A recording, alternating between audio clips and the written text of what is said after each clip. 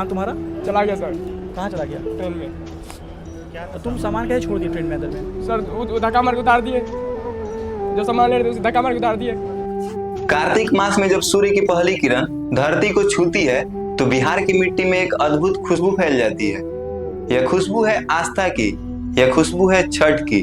और इस खुशबू तक पहुंचने के लिए हर साल लाखों बिहारी एक जंग लड़ते हैं, घर लौटने की जंग। ये तो हम सभी को देखने को मिलता है कि छठ से पहले बिहार आने वाली जितनी भी ट्रेनें हैं उनमें बिहारियों का एक समंदर उमड़ पड़ता है।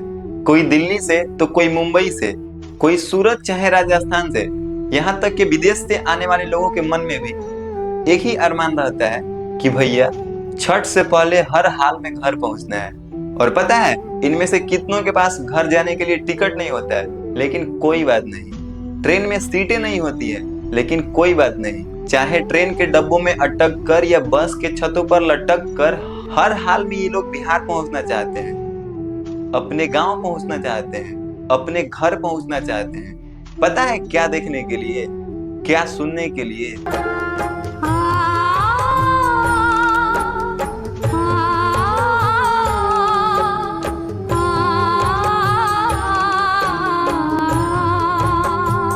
ये कहानी सिर्फ एक पर्व की नहीं है, ये कहानी उस आस्था की है जो हर बिहारी को एक दूसरे से जोड़ती है। दूरियां चाहे कितनी भी क्यों ना हो, ये पर्व एक बिहारी को अपने परिवार, अपने समाज और बिहार की ओर खींची लाता है। लेकिन आज के इस वीडियो में हम जानेंगे कि ये जो त्योहार है वो बिहारियों के लिए एक इमोशन क्यों बन गया। समझिए कि हमारे लिए छठ हमारे लिए हमारा सम्मान है, हमारा घमंड है। क्योंकि छठ अगर कोई बिहारी है, और मुझे लगता है कि अगर वो छठ के बारे में नहीं जानता या अगर वो छठ त्योहार भूल गया है तो फिर उससे बिहारी नहीं होना चाहिए। क्योंकि हमारे संस्कार में छठ जो त्योहार है ना वो सबको जोड़ता है। क्योंकि एक बिहारी दशहरा मनाना भूल सकता है, दिवाली मनाना भूल सकता है, लेकिन छठ ईयर्स बाहर से छठ पूजा में ही जाते हैं अगर हम। हाँ, बहुत बड़ा त्योहार है, हम मिस नहीं करते कभी। छठ एक ऐसा पर्व जिसके लिए ना ही कोई मूर्ति और ना ही कोई भव्य मंदिर की जरूरत होती है, क्योंकि इसमें प्रकृति की पूजा की जाती है, इसमें सूर्य की आराधना की जाती है। और कमाल की बात तो ये है कि यही वो पर्व है जिसमें उगते सूर्य के साथ साथ डूबते सूर्य की भी पूजा की जाती है। एक बिहारी समाज ऐसा है जो सूरज के हर रूप की पूजा करता है।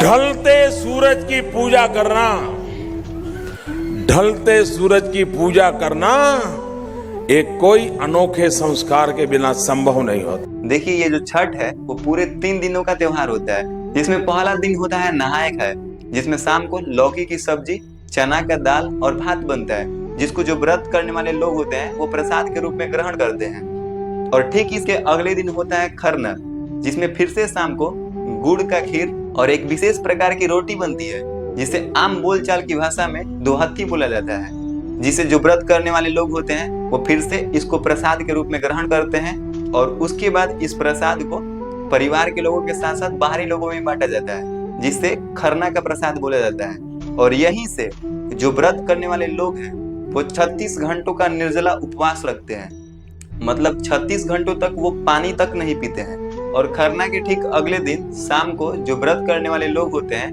वो डूबते हुए सूर्य को जल और गाय के दूध के साथ अर्घ देते हैं। और यही सेम प्रक्रिया उसके अगले दिन सुबह जब सूर्योदय होता है तो फिर से दोहराई जाती है, जिसमें जल और गाय के दूध के साथ फिर से सूर्य को अर्घ दिया जाता है। और इसके बाद ये व्रत पूर्ण हो जाता है, जिसके बाद जो व्रत करने वाले लोग हैं वो ठेकुआ, जो इस त्योहार का सबसे मुख्य प्रसाद माना जाता है, उसको ग्रहण करके अपना जो 36 घंटा का उपवास है उसको तोड़ते हैं, उसको पूरा करते हैं और इसके साथ ही वो अपने इस व्रत को भी पूर्ण कर लेते हैं। लेकिन अब हम उस चीज की बात करते हैं जो इस त्योहार को खूबसूरत बनाता है, जिसके कारण यह त्योहार सभी लोगों के लिए खास हो जाता है, जिसके कारण ये त्योहार नहीं बल्कि बिहारियों के लिए एक इमोशन बन जाता है। तो पहला कारण है कि इस त्योहार में ना ही तो किसी प्रकार का दिखावा मिलेगा और ना ही किसी के अंदर किसी प्रकार का लोभ, क्योंकि ये त्योहार सभी के दिलों में शुद्ध निष्ठा भाव कर देता है। मतलब इस त्योहार में आपको वीआईपी कल्चर देखने को नहीं मिलेगा। आप गरीब हैं, अमीर हैं, उससे कोई फर्क नहीं पड़ता है। अगर आपको व्रत करना है तो आपको 36 घंटों का निर्जला उपवास करना ही पड़ेगा। इसमें ऐसा नहीं होता है कि कोई गरीब है तो वो 36 घंटों का उपवास करेगा और कोई अमीर है तो वो 1 घंटे का ही उपवास करेगा। नहीं, अगर आपको व्रत पूरा करना है तो आप गरीब हो या अमीर, आपको सेम नियम का पालन करना होगा और सेम प्रोसेस से ही गुजरना होगा। और दूसरा है कि इसमें कोई चाह कर भी दिखावा नहीं कर सकता है, क्योंकि इस त्योहार की जो विधियां हैं उनकी बनावट ही इतनी खूबसूरत है। मतलब कोई गरीब हो या अमीर, राजा हो या फकीर, सबकी थाली में आपको एक ही जैसा प्रसाद देखने को मिलेगा। वही ईख, वही नारियल, वही 5 प्रकार के फल और वही घर का बना हुआ ठेकुआ जो इस त्योहार का प्रसाद है, जिसे भगवान सूर्य को अर्घ्य दिया जाता है। कोई चाह कर भी अपने प्रसाद में 10 प्रकार की फैंसी मिठाइयों को शामिल नहीं कर सकता है। छठ जो त्योहार है ना, आपको उसके बारे में ब्रीफ में बता दूं। बहुत नॉन बिहारी लोगों को छठ के बारे में पता नहीं है क्या है। छठ एक लौता त्योहार है जो सूर्य की पूजा होती है। पानी में खड़ा होके सूर्य को हम लोग धन्यवाद देते हैं कि आप आए हमारे जीवन में और ये धरती ठीक से चल रही है और पानी बरस रहा है और हमारी उसके जो प्रसाद है, मिठाई है, कोई मिठाई बाहर से नहीं बनती है। खेत का गन्ना, खेत का मूली, खेत का अदरक, खेत का गाजर, कच्चा केला, ये प्रसाद है छठ के। काजू कतली नहीं आता है, घर में ठेकुआ बनता है, होममेड प्रसाद। क्योंकि इन सारी चीजों को जो इस त्योहार की पूजा पद्धति है, जो पूजा की विधि है, उसमें शामिल ही नहीं किया गया है। और अगर आप गौर से सोचेंगे तो इन सारी चीजों को इस त्योहार की पूजा पद्धति से बाहर रखना कोई छोटी बात नहीं है। इसका बहुत बड़ा प्रभाव देखने को मिलता है, क्योंकि हमारा जो समाज है वो गरीब अमीर, ऊंच नीच जैसी असमानताओं में बटा हुआ है। लेकिन इसके कारण कुछ देर के लिए ही सही जो ये असमानता है वो छिप जाती है और सभी लोग एक ही समान लगते हैं, क्योंकि सभी लोग एक ही घाट पर बैठते हैं, एक ही जैसा प्रसाद चढ़ाते हैं, एक ही भगवान की आराधना करते हैं, एक ही साथ सिर झुकाते हैं, एक ही साथ प्रार्थना करते हैं, एक ही साथ अर्घ्य देते हैं और उसके बाद एक ही जैसा प्रसाद सभी लोग बांटते हैं। और यही इस त्योहार की सबसे बड़ी खासियत है, जिसके कारण यह त्योहार लोगों के लिए बहुत ज्यादा खास हो जाता है, जिसके कारण यह त्योहार लोगों के लिए इमोशन बन जाता है। और तीसरा जो इस त्योहार की सबसे अच्छी बात लगती है कि यह त्योहार एक दूसरे को आपस में जोड़ने का प्रयास करता है। मतलब अगर हम इस त्योहार की शुरुआत को देखें तो इस त्योहार की शुरुआत घाट बनाने से लेकर होती है। घाट बनाने का मतलब यहाँ पर है घाट, नदी का जो किनारे का हिस्सा होता है उसे घाट बोलते हैं, और उसकी साफ सफाई करना, जहाँ पर बैठकर लोग सूर्य की आराधना करते हैं, पूजा करते हैं। और वो घाट सभी लोग मिलकर साफ करते हैं और वो सफाई घाट से शुरू होकर नली गली सड़क मोहल्ला होते हुए घर पहुंचती है। मतलब अगर हम दिवाली को देखें तो दिवाली में तो सिर्फ लोग अपने घर की सफाई करते हैं, लेकिन छठ एक ऐसा त्योहार है जिसमें घर के साथ साथ नली गली सड़क मोहल्ला और नदी तालाब नहर के किनारे के जो घाट हैं उन सब का अच्छे तरीके से सफाई किया जाता है। लेकिन कहते हैं कि छठ पूजा के समय कोई कहीं गंदगी नहीं करता है।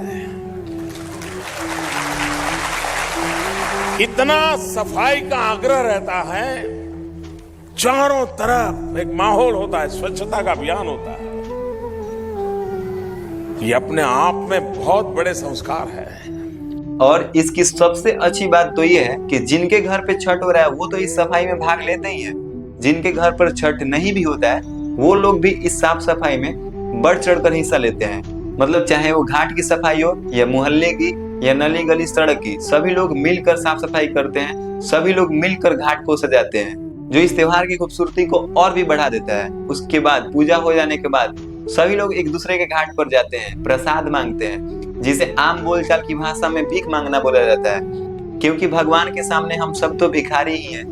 और उस प्रसाद को जिस श्रद्धा भाव से लोग देते हैं उसी श्रद्धा भाव से लोग ग्रहण भी करते हैं। यही छोटी छोटी चीजें इस त्योहार को बहुत खास बनाती है, इस त्योहार को अद्वितीय बनाती है, इस त्योहार को एक बिहारी का इमोशन बना देती है। अगर आप इस त्योहार को गौर से समझने का प्रयास करिएगा तो ये त्योहार हर कदम पर आपको प्रकृति, समाज, परिवार और लोगों से जोड़ने का प्रयास करता है।